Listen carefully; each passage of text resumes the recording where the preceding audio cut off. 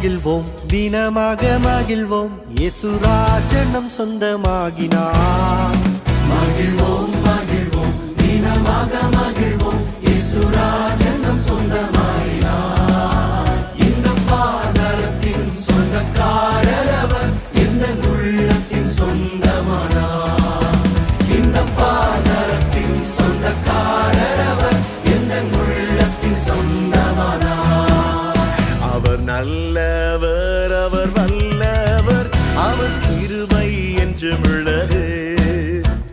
சென்றாரே அவர் நல்லவர், அவர் கிருபை என்றும் உள்ளதே. பாதுகாத்தாரே அவர் நல்லவர், அவர் கிருபை